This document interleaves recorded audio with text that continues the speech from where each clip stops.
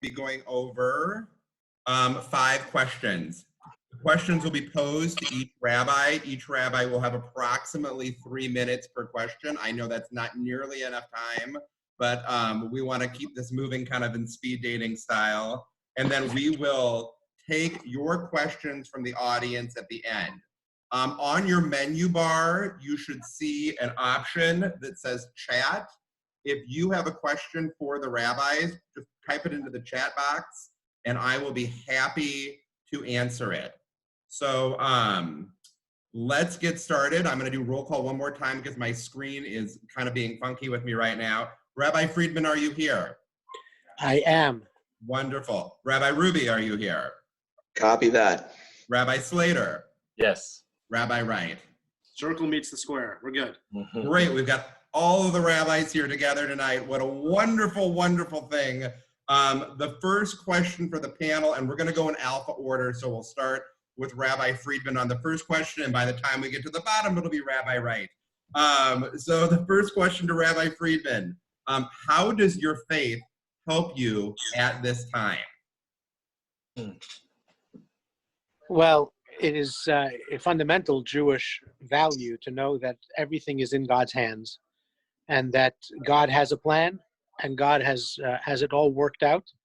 And we have a vital role to play. God does not want us to sit on our laurels and just let things happen. But even as we are working our best, working our hardest to make the world the kind of place that we want it to be and to help those who need our help, we also know beyond a doubt that we are in God's hands. They have this thing bouncing around the internet nowadays. Know that you are in God's hands, but wash your own. We need to do what we need to do, but we also know that there is a divine plan and there is a divine guiding hand. So first and foremost, that value helps us deal with the fact that there are so many unknowns. And when I say unknowns, what I mean is we don't know, but certainly God does. And at the same time, Judaism also mandates that we do. We have to act. And so there's no time for hand wringing unless you happen to be rubbing in soap. This is the time to do. And we'll talk a little bit later on this evening, I imagine, about what are the things that we can be doing. But most important is that we do. We reach out, we help, we inspire. We don't sit back and let the anxiety and the fear dictate. We instead focus on the positive, reach out, and spread the positivity.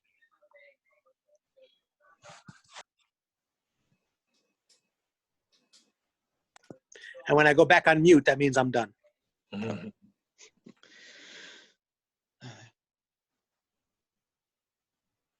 Oh, you're on mute, Danny.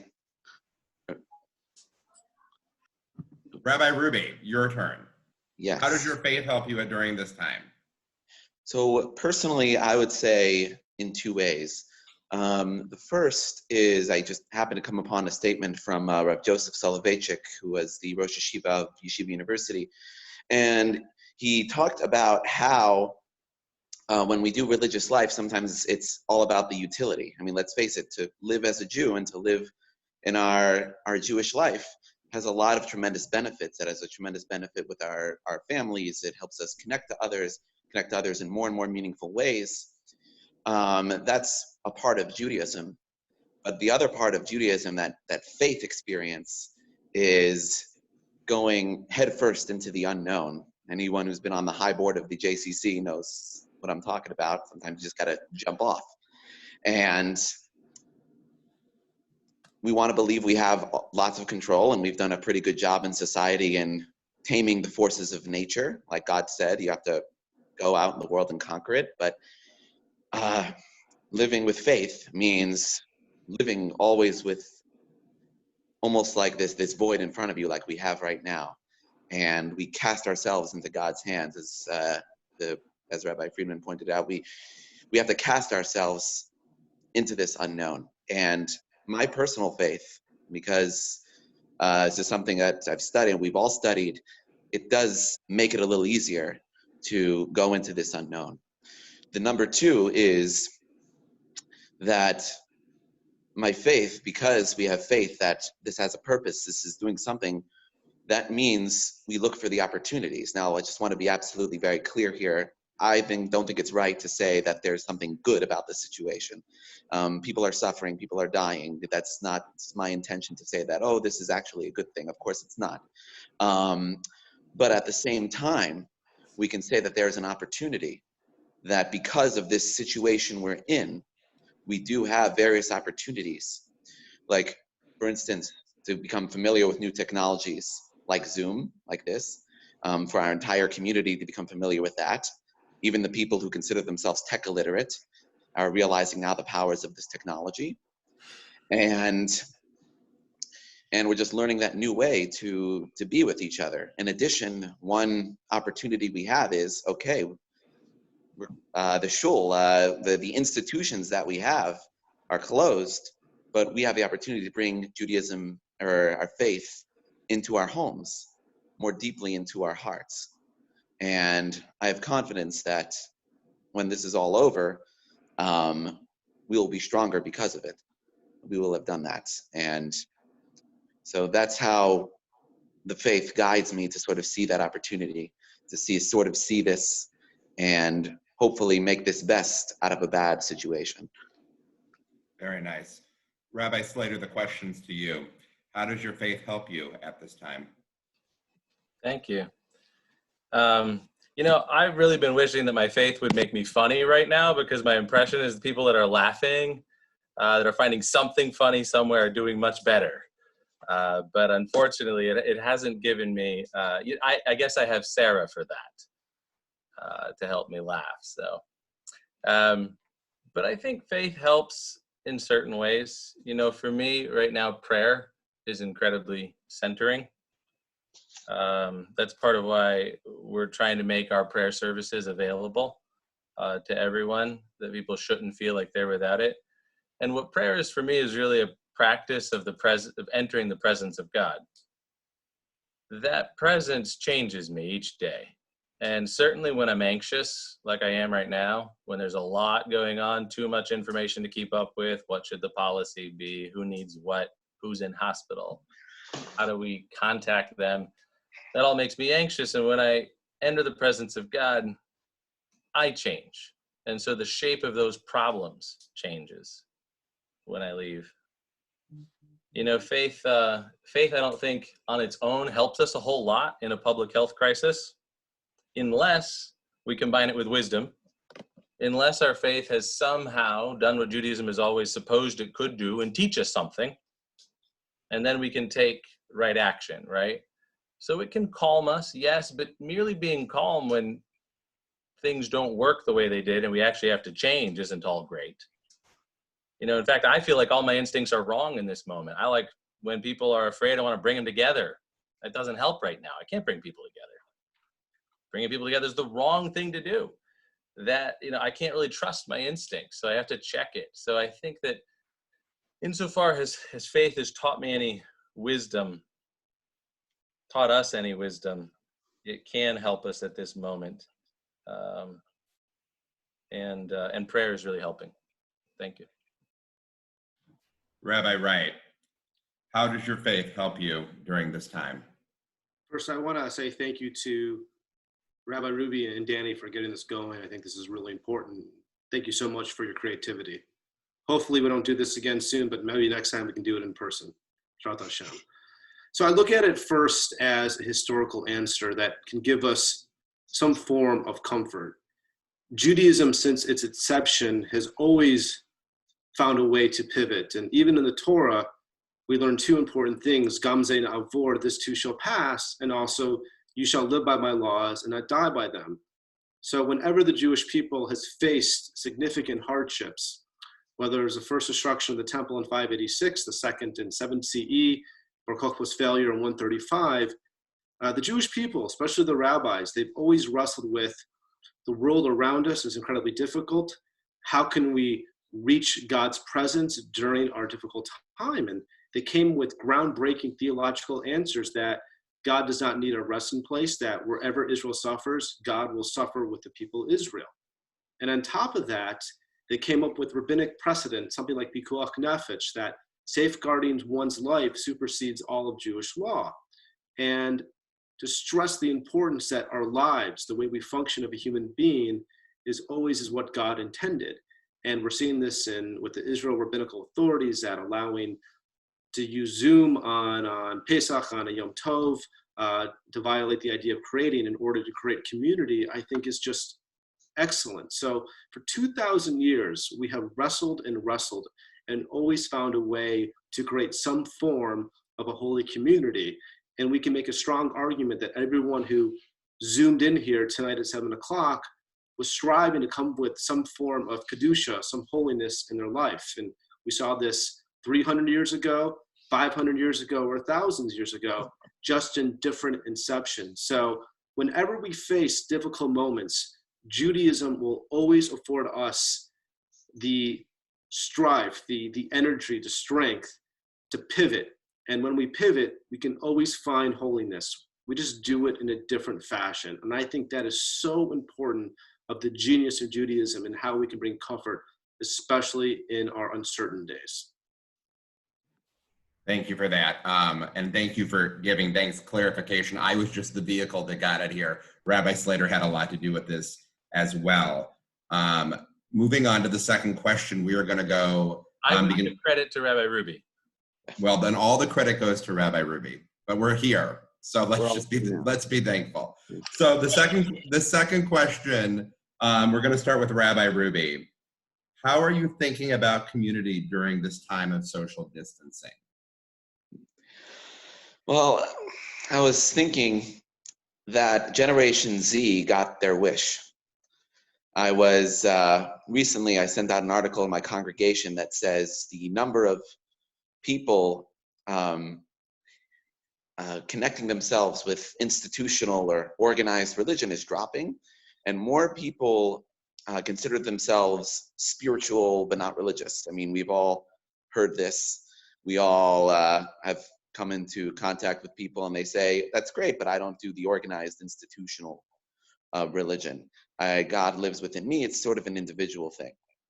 And if they do join some sort of community, it's a very sort of smaller and a highly, highly charged intentional community. There's no one who's not a part of that community who's just incredibly passionate. So the way I'm thinking about community now is, ironically, the more this is one of those opportunities, as we mentioned earlier, that to come into our homes, to come into our own hearts, that during the Seder, we can't just go to a 30, 40 person Seder and just do our own thing and dissolve into the crowd. We have to do the Seder. And that's challenging for some people that, oh my gosh, I've never done a Seder on my own. And that requires more work. And that through that work and then finally doing it, it creates an imprint on your heart, and it's a tremendous value to God. And sometimes, we're in our institutions are important. We're so caught up with them. Sometimes we might not focus on the individual. Just to a story, the Baal Shem Tov, they says that he once received a dream that he says, your Seder, your Passover Seder was good, but Yankel in the next town, his was better. And he was very surprised. And he said, I don't understand. I had the whole community there, 50, 60 students, and we were all singing and we were all telling Torah. How could his have been better? And so he goes to the next town, he goes to Yankee, finds him, and Yankel's embarrassed. He doesn't want to tell him what happens, but he pushes him and he says, Rabbi, this is what happened.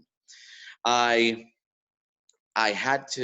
came home, I was exhausted from work, and I asked my wife if I could just lay down before the Seder, before the Passover Seder. And I laid down and I fell asleep. And no matter how hard she tried, my wife could not wake me up. I was so tired. And then finally, 20 minutes before sunrise, his wife shouts into his ear, you got to get up, you got to eat the matzah, you have to do the Seder. So he gets up And he does it quickly. He rushes through the Haggadah, he rushes through the matzah, he rushes through everything. And at the end, he says, God, please forgive me. I was just too tired. I couldn't do the whole Seder. And Baal Shem Tov kissed him and says, you outdid me. And so we see from the story that although community and having lots of people and doing it everything, just doing it in the huge exponentially large scale is one thing, but to create a deep, more richer, more satisfying community, we have to do what we can do, and that is just an even more precious in God's eyes if we're doing what we can do.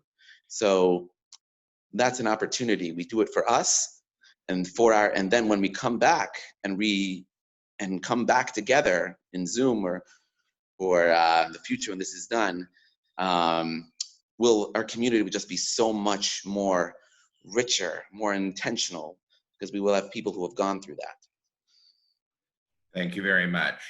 Rabbi Slater, how are you thinking about community during this time of social distancing? You know, it's really hard. Not being able to gather feels like a direct threat to our community. But it's forced me to rethink what community is, because per Jewish law and halacha, the 10 people who form a minyan, as everyone here knows, we've been doing twice daily minyan for a very long time at Bethel. And we work at that, and people sacrifice to make it happen. So to stop it in this context was very difficult. And it forced a rethinking on my part and others too, where minyan doesn't equal community. Right? The community is bigger than, it is prior to, and while it is symbolically established by the minyan, they're not simply the same thing. So when I had to call my minyan leaders and say, we can't do this anymore, and they fought me, I had what to base it on.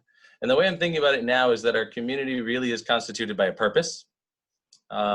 This was in the Parsha, in Parshat Vayakel Pekude. We saw that when Moses reconstituted the community after Chet HaEgel, after the sin of the golden calf, he did it around the purpose of building the tabernacle, the Mishkan. And Bezalel was actually the key leader in that, not Moses. Bezalel, this craftsman, oriented the people towards this task of bringing gifts together and then building something together. And they did that because they had a covenant that would endure also this massive rupture of the sin of the golden calf. Just like our communities are experiencing a massive rupture, we can't gather. And so we have a covenant that endures. That's a word I want people to hang on to. We have a brit, something that is prior and to and bigger than our ability to be together. And I'm just so impressed with how certain agencies in this community are carrying out that sacred task. Like CJFS, I'm really impressed by the calls you've convened, Danny, have shown me the work they're doing to be present to people who are emotionally distressed. Did you know you could call them or give their number to someone who is isolated and feeling afraid for professional counseling? You know, I've seen people volunteer to take groceries to older people, because that sacred task still, and in fact, I just watched them walk across my backyard going to my neighbors who are in their 80s. My close friends were delivering groceries 10 minutes ago to my neighbors because they heard that's what we need to do. That's the sacred task.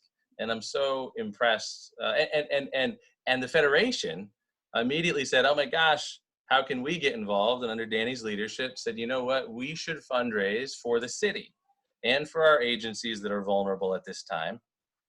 And we should help with the area of the greatest need, and we should help with Birmingham Strong. And being that kind of team player to step up, to help, I think is huge and really forward thinking. So I'm really proud of our Jewish community right now.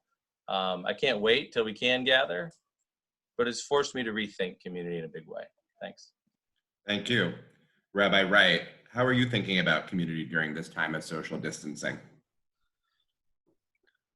There was a study done about blue zones, about how people live to over 100.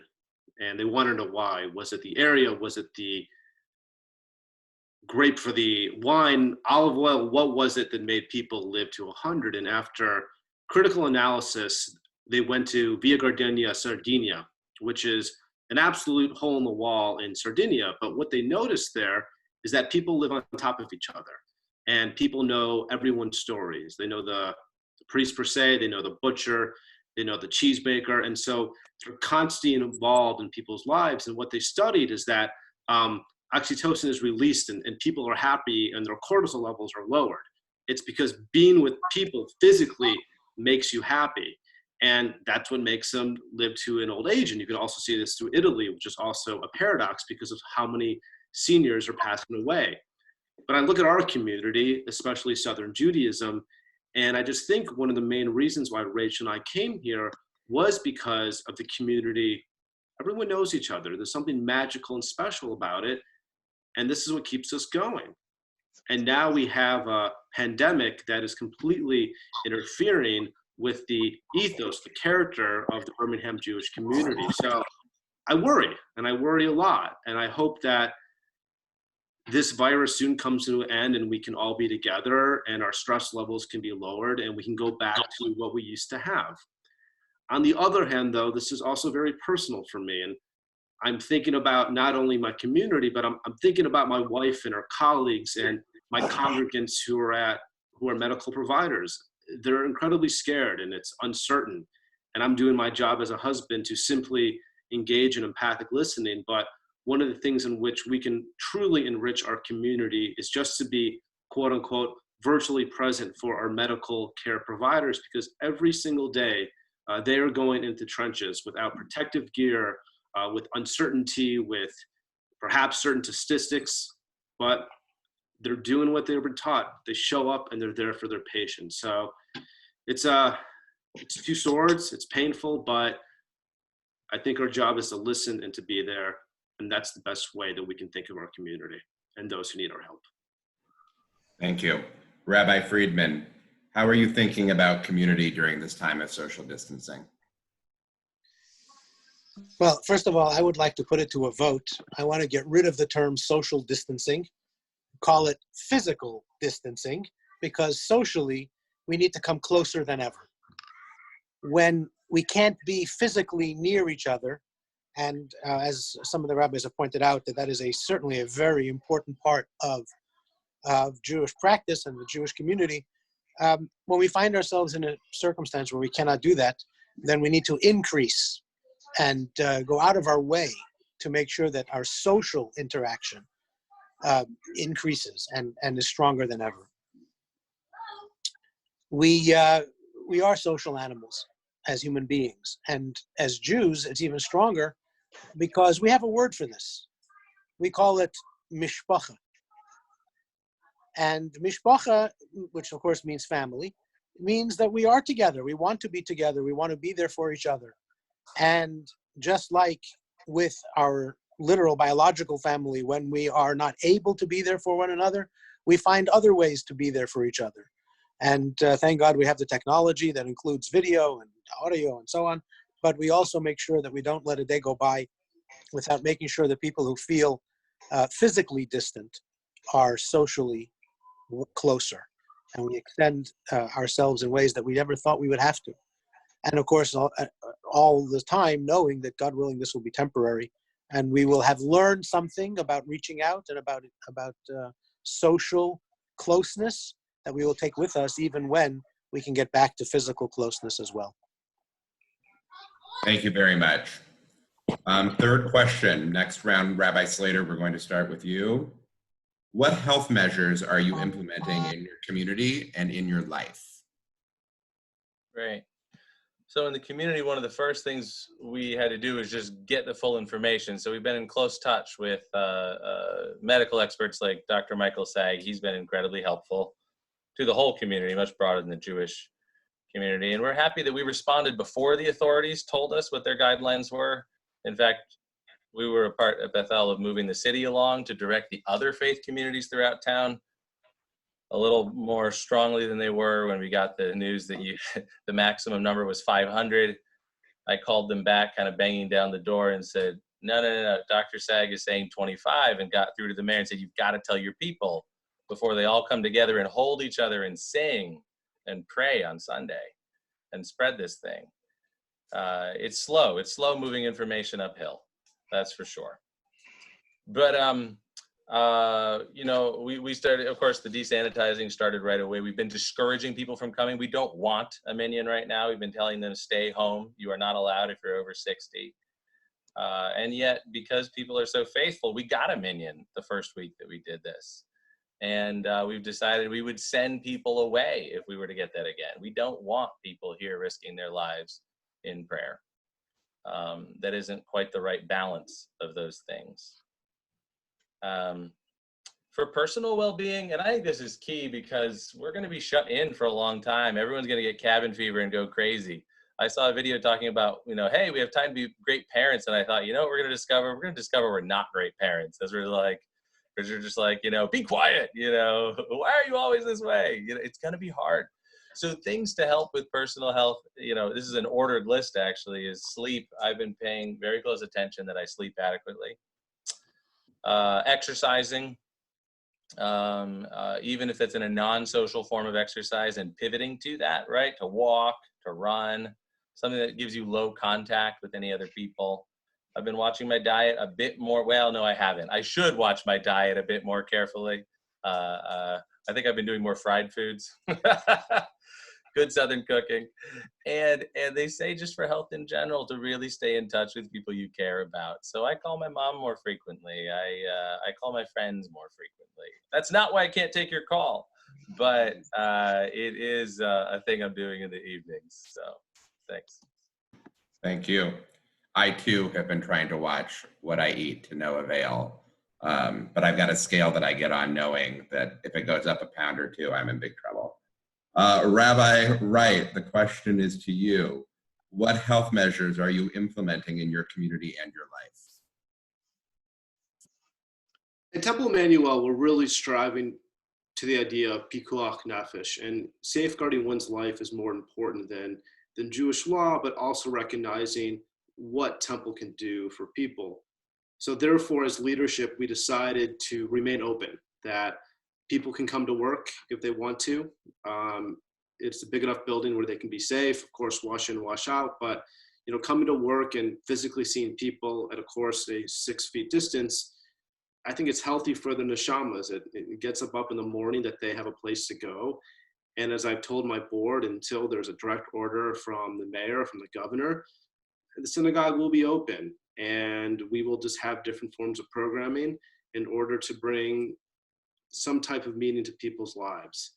I would hope that my congregants are able to get up and to go out for a walk and to get exercise and figure out a way in which they can redefine healthy at this moment. But health, I think the greatest concern I have, and it's actually one of my high holiday sermons already, is loneliness. So we're doing everything we can to check in with as many stakeholders, many people of our congregation, from phone calls to emails, just to let them know that we are here for them. We are here from groceries to check-ins, and we got to do something to combat isolation and loneliness. Thank you very much. Rabbi Friedman, the question is yours. What health measures are you implementing in your community and your life? Well, I'm going to leave my life out for a second. I wish I could confess to eating better and exercising, but I'll tell you about it on Yom Kippur. But as far as the community goes, yes, exercising, go for a walk, all those things all the experts are telling us what is important, and we should all be following those guidelines. But equally important is emotional health, laughter, mental exercises. Joining a class online is not only informative, it's healthy. Do it, give yourself that opportunity. Turn off the news. That in itself is therapeutic. And then when you turn on something positive, that gives you another jolt in the right direction. So we are encouraging, and I continue to encourage everybody to do whatever you can to bring pleasant vibes into your life, emotionally as well as mentally. And with regard to what Judaism has to offer in particular, in this case, of course, many people have found that what we do every day, all day, is not who we are, because now that has been stripped away. And so as we find ourselves at home, and hopefully cabin fever doesn't set in just yet, we are faced with the question, if I'm not out there doing X, Y, and Z, then what am I? Who am I? And maybe if you keep following that train of thought, you come to the question, what is it that makes me valuable? What is it that makes me important? What is it that I have to contribute? So Judaism, of course, the Torah and its mitzvahs have always been the answer to that. What you do is not who you are, it's just what you do. Who you are is who you are as a mensch, and who you are as a Jew, and that we continue to do. So every single day, you wake up in the morning and you say Modeh Ani, and you say the Shema, and you go through your day finding opportunities to do tzedakah, both financially as well as in other ways, and you continue to reach, to find new ways to express yourself as a Jew, and that, of course, improves not only emotional and mental health, but physical health as well. Thank you very much. Concluding, Rabbi Ruby, what health measures are you implementing in your community and your life? So as of this moment, all in-person services and events at KI have been temporarily suspended. It was a teeter-totter over the past week or so, trying to figure out exactly what the guidelines were, what was the nature of the virus, but we've reached this point right now.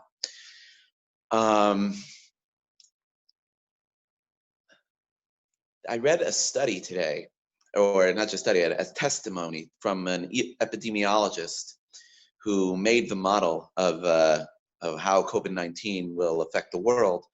And he came out and he said that his model was wrong. He said, because he didn't take into account how many people had COVID-19, experienced very, very mild symptoms or no symptoms, and it was just a very, very quiet case. And that means that some of us might have had it, but because we were healthy, because we were strong, we were able to avoid an intense case of COVID-19, and therefore we became immune to it. So this is positive news. It means we have control over how COVID-19 affects us. So even if we get it, it may be a very mild case. So primarily, what I've tried, at least in my personal life, is chizuk haguf, trying to strengthen the body as much as possible. I go to Publix in the stores, and frozen food section, frozen pizzas are gone, but there's so many fruits and vegetables in the produce aisle. And I'm like, frozen pizza is great. I enjoy it as much, but we should be eating as much healthy foods as we possibly can. If it protects us. That too is a mitzvah. It's a mitzvah in the Torah to guard your life, to be as healthy as you possibly can. So, and perhaps, we're not having Kiddush anymore. We have a wonderful cook at Knesset Israel, and he makes these wonderful cakes. He's a master's degree in baking, so I won't be having that for the time being. Maybe that's a good thing now for the time being, at least. But in addition to all the social distancing, it's very important to walk, exercise, do all the healthy things that we need to do to get our bodies in ship shape. Regarding emotionally, I think, yes, agree with all the rabbis here, as much positive checking in on people, but just to comment on the other end, I've spoken to many people who are quite looking forward to this. They're natural introverts. And they're like, oh, this is going to be great. Just get to stay inside and work from home. And this is great.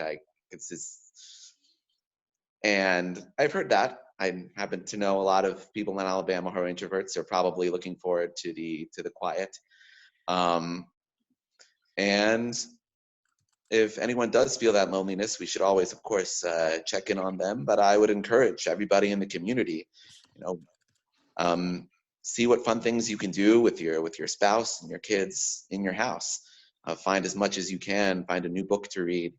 Try to enjoy, even though we can't be physically with each other. We can enjoy whatever time we have while we are in this more isolated, introverted state. Thank you very much. I myself am not an introvert.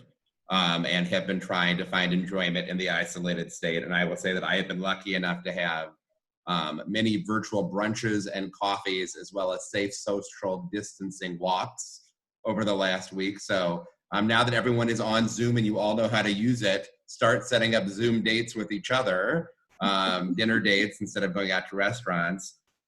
Next question, we're going to begin with Rabbi Wright. Rabbi Wright, what should our priorities be in giving tzedakah at this time? Danny, do you want to answer that question for me? Of course, I would love for everyone to give to the Birmingham Jewish Federation COVID-19 Relief Fund, which goes to help all of our agencies in the areas of greatest need. This was not a planted question. Just kidding. It's important. We can stop the email. But I am as someone who tries to raise tzedakah for a living, and taking the Federation out of it, right? Like, what is your take? Where should our priorities as Jews be right now with tzedakah during this time? I think that our rabbis will give different answers with regard to what Jewish law says, our obligations to the Jewish community, those in our town, and the greater community. The Talmud really speaks to this, but for my congregation and for many people in this community, I think giving will have many different ideas. And the first idea of righteousness or giving, I think it's my next door neighbor, Stephen, who dug through his garage and found N95 masks for my wife. And you'll find landlords throughout the city who are saying, don't worry about rent. You will be able to live here and not worry about eviction. That's a form of tzedakah. You have some people in this community who will, they will provide necessities, whether it's groceries, whether it's writing a check to make sure that we are sustained. I think each individual always has a bit of goodness in them, and it's up to them as to how they define it. And I think if you can do one thing good, any form of righteousness, I think we're making one difference every single day. And there's a great story about Bubby, this is true, who tried to call a friend and actually dialed the wrong number and got another grandma per se. And they talked for 20 minutes, two strangers, and they hit it off, and they both spoke to their isolation and being lonely. And this created a friendship. And they promised that once this isolation would come to an end, that they look forward to meeting one another. And so I'm encouraging all of you is to define what your righteousness, what your giving will look like these next couple of weeks, months, or God forbid, 2 months. And each day that we can make a difference, we are absolutely changing the world. Thank you very much. Rabbi Friedman, the question is yours. What should our priorities be in giving tzedakah at this time? Rabbi Friedman, you're on mute. Sorry, I forgot. Now it's we've always been taught we have an indoor voice and an outdoor voice, but now we got to push a button to switch from one to the other. As Rabbi Wright mentioned, this, of course, has been dealt with in the Talmud and in Jewish law and practice. And what we have is an interesting situation where the Jewish value of society as a whole being wanting to give tzedakah and care for the underprivileged and the underserved. That is a very important Jewish value, and we are very proud of the fact that we have successfully made it part of universal values. But it may well be that the pendulum has swung too far that way, and we should not forget that the Jewish value also includes individual giving. So it's I'd like to say that we should give to grand projects and save the whole universe, and there are many projects that are very, very worthwhile and very worthy. But there are people in your life, human beings in your life, who can use your help. And if they are closer to you than, say, some nameless organization, then probably it's up to you to make a difference in their life. So draw circles around yourself, and as those circles get ever bigger and ever widening circles, that's how you'll know who you should be focused on. We need to focus on our children and our family first of all. We have to make sure that we are cared for and healthy and so on. And then if we have energy left over, we can help our neighbors and the extended, down the block, as well as extended family and so on. Look around you, because people who you never thought might be needing help might be needing help. So don't ignore the obvious for the sake of the big. Focus on people who can really, nowadays, we don't know who's going through a difficult time. So look at the people closest to you and then circle out from there. Thank you very much. Rabbi Ruby, the question is yours. What should our priorities be in giving tzedakah at this time? Well, right now, it looks like the federal government needs some charity. They just signed, they need $2 trillion. But yes, I will start off with, continuing off what Rabbi Friedman said, it's a well-established principle in Jewish law that as much as we want to give to causes, like I'm sure we all want to give to Israel right now. I mean, Israel is hurting. Israel's going through a very difficult time. But to use the Hebrew, Aniyeh Irecha Kodmin, the poor people of your city come first, or the poor people around you come first. And if you can donate to the people within your circle first, take care of them, make sure they're okay, then go outside and donate, and you can keep going outside, but the first thing is make sure everyone around you is taken care of.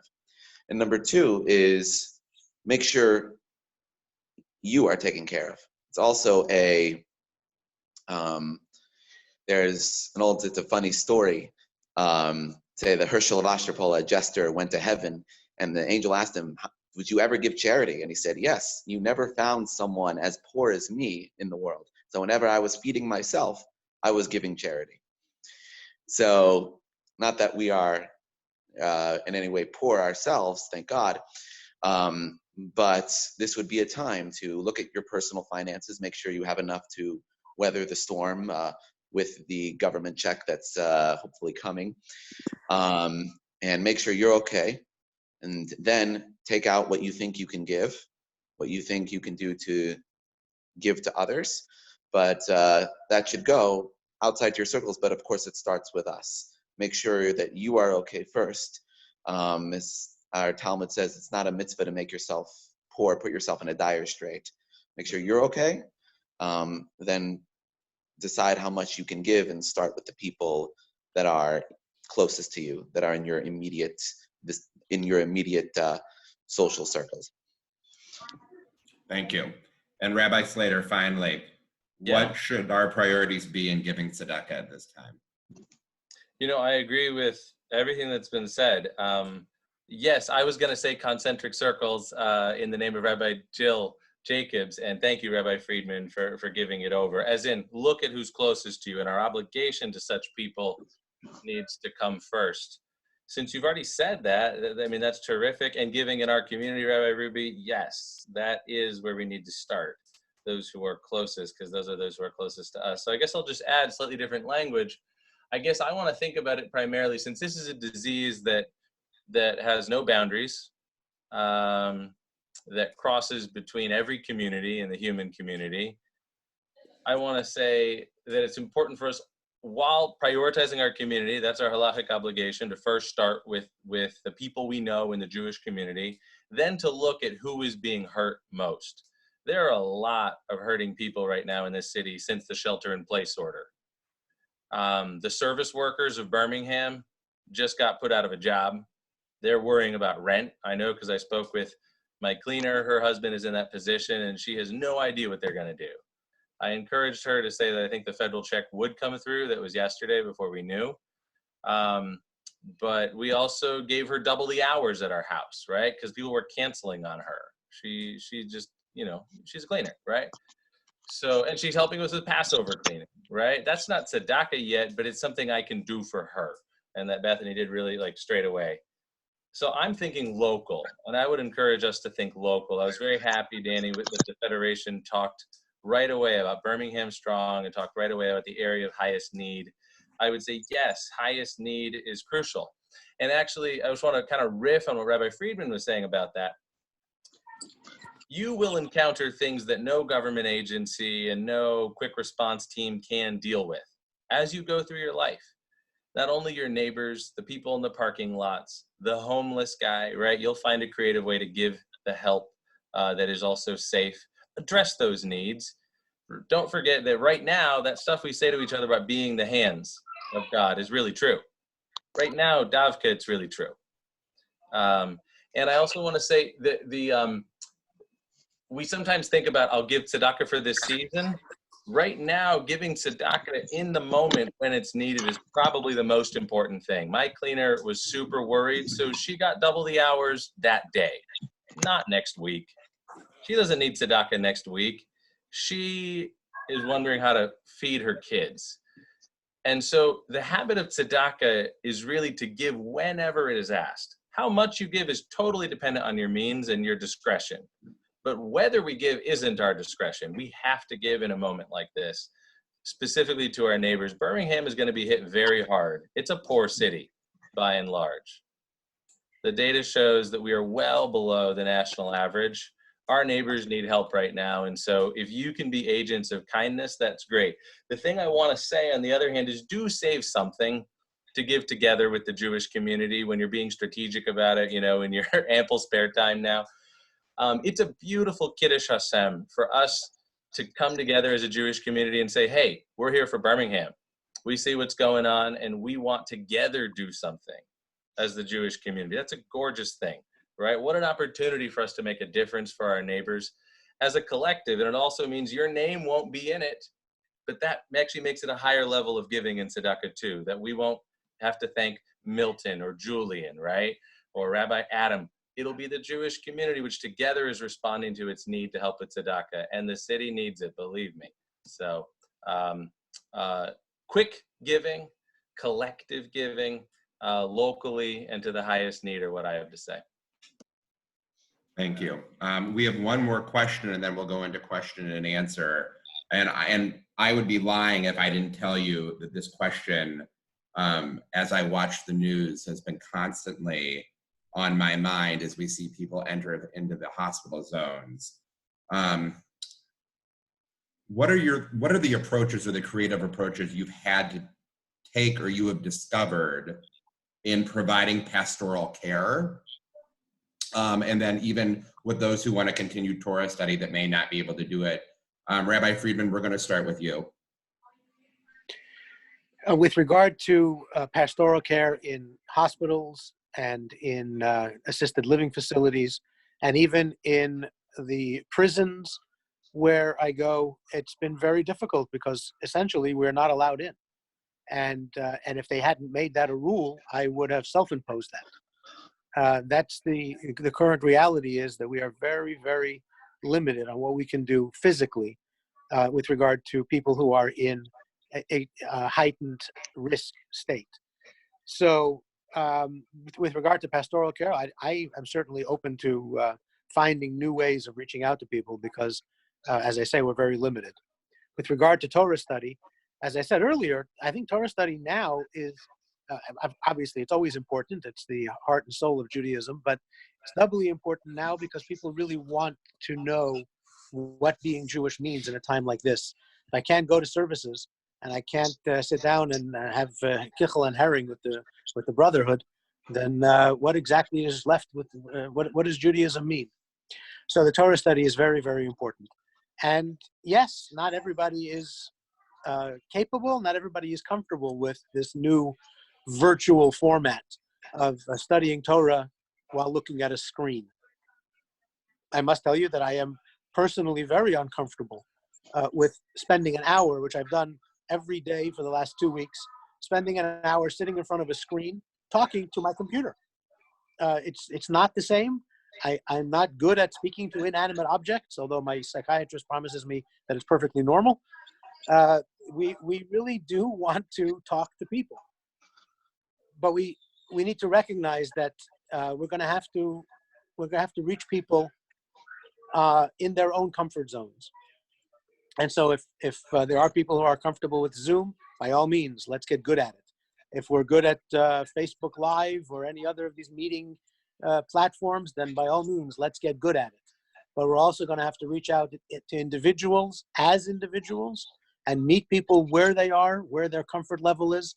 If that means calling somebody at 6:30 in the morning and say, is this when you're free? That's fine. If it means doing it on the phone, if it means doing it, from the car in their driveway and calling out to the front door, we're going to have to be very creative in finding where people can find opportunities to study, to learn, to feel part of something, to feel connected, even if the modern technology is not the only answer. Thank you. Rabbi Ruby, in regards to pastoral care and then Torah study. I've found, honestly, people appreciate the sincerity, and if they know you're doing all that you can do, it means something. And if all we can do now is a phone call, if all we can do now to give someone some comfort in their isolation, if all that we can do is call them and just let them know that we're thinking about them, it goes a long way. It's regarding pastoral care. I mean, if there's someone in the hospital, say someone who can't talk is in the hospital, you call the family. You make sure that, okay, I cannot see or talk to that person, but I'm going to talk to everybody around them and make sure that they know, so that they can communicate that they know that they're loved, that they're taken care of, that people are thinking about them and they're with them as much as is humanly possible during this time. So that's the pastoral care. We have to do what we can. It's not ideal, but we don't let the perfect be the enemy of the good. We want perfection. We want what we had 3 weeks ago, but we don't have that. We have to do everything that we possibly can within our limited options. Regarding Torah study, I think whether we're in a pandemic or not, it's probably necessary for Jewish leaders or as many people as possible to learn this technology. It's really just a tremendous gift that has been given to us during this time. I know many rabbis who have said that this is God's gift to humanity. It's incredible. I mean, this technology is amazing that allows us to speak to people like this. I mean, yes, we can't speak to people in person, but I have found that many times when I'm on a Zoom call and I'm just doing other stuff in the kitchen and I just turn off my video or turn off my sound, and I can just do whatever I want, and then I can just hear whatever the presenter is trying to teach, and I don't have to, and that's no longer a limit that I have to go to somewhere and get all and put everything else on hold. I can do other things while doing this, or yes, there are limits, but there's also this much less limits than with teaching live. So this is important for all of us to learn. And I have noticed that with people, and I mean, for me also, technology can be scary because I'm a spiritual technologist. I didn't go to school for this, and it's scary. Just look at this and realize, like, I can't do this. But like anything else, it requires play. You play, something doesn't work, you fix it, you do this, and then the next time you're a little bit better, and the next time a little bit better, a little bit better, a little bit better, and you eventually learn it, and you realize that things that you thought were scary, or you can do them now. So I have seen that happen already, that people just learning this technology, and it gives them a bit of a confidence boost. First thing I did, just to finish it up, the first thing I did was to send out a survey to my congregation. I said, give me where you are in technology now, so I know where you are, and we'll grow together. We'll grow together, and we'll learn everything that we need to learn together, and learn this incredible gift that Hashem gave us. Thank you. Rabbi Slater, the question is yours. Thanks. The phone's an incredibly powerful instrument. With all this Zooming, I've been discovering that I routinely just pick up the phone and then get the Zoom on. I go with the reliable technology. The other day I did something new with my phone, though, since I couldn't go to the hospital. A member of our congregation's brother was dying, and he wanted me to call and pray with him. And so I did. We prayed for his healing. We prayed the Vidui and the final Shema. The thing that was new about the technology is that I merged his brother, who'd asked for the call, onto the line. So I discovered when I came to certain lines, his brother could say it with me. So these two brothers were now saying the last Shema together. That was powerful. I've never had an experience like that. He also repeated my words, the brother, praying as it were on behalf of his brother. So in some sense, he was present and caring to his dying younger brother. The phone's an incredible thing, and it was extraordinary to find it doing that. You know, I think bringing groceries is pastoral care, and I see my people doing it. They jumped at the chance to do a mitzvah. Really moves me. Facebook has been really powerful. You know, it was made 15 years ago, but we hardly touched it until last week. And Facebook Live, as a synagogue, right? And Facebook Live is extraordinary. My minion's going right into people's living room. We're not a proper minion anymore, but the shots is right there with them, taking them through word by word, and it's the same service they've always heard. And, you know, I think as much as technology is great, I think in the coming weeks, I'm going to do some more writing. It's the old school technology of a pen that allows me to reflect best. And there's going to be lots of time to reflect for all of us. So actually, I think I would encourage all of you to write a little. If you haven't journaled in decades, do it.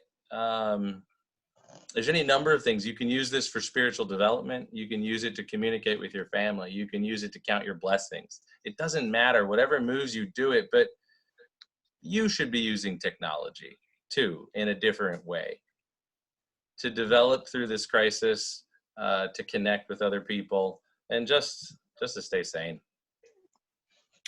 Thank you. And finally, Rabbi Wright, creative approaches to providing pastoral care and or Torah study. Mark Twain once said, "You're never wrong if you do the right thing." And if we look at that through the Jewish lens, you're never wrong if you do a mitzvah.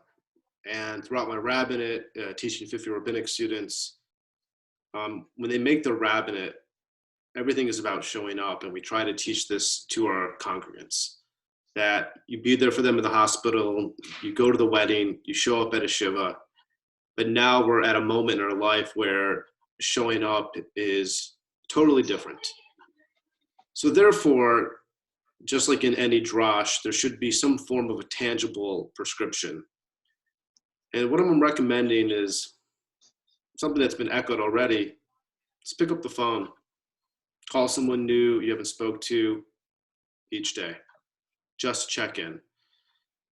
There's a great professor named Drew Kugler who is a communications guru.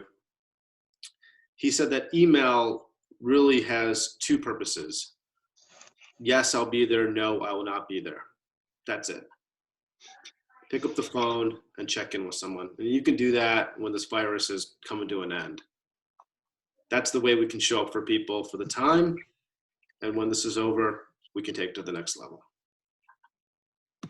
Thank you. I want to open it up. I know we're at 8 o'clock. I'm sure there are a few questions if the rabbis don't mind. I know we may lose people. So before I do that, I want to thank everyone for coming tonight. There were over 80 of us strong, and it just reaffirms my pride in being Jewish and being in Birmingham, and the fact that all of the rabbis can come together on one platform and address the community, I believe is something that is very special and that I am honored to have been a part of.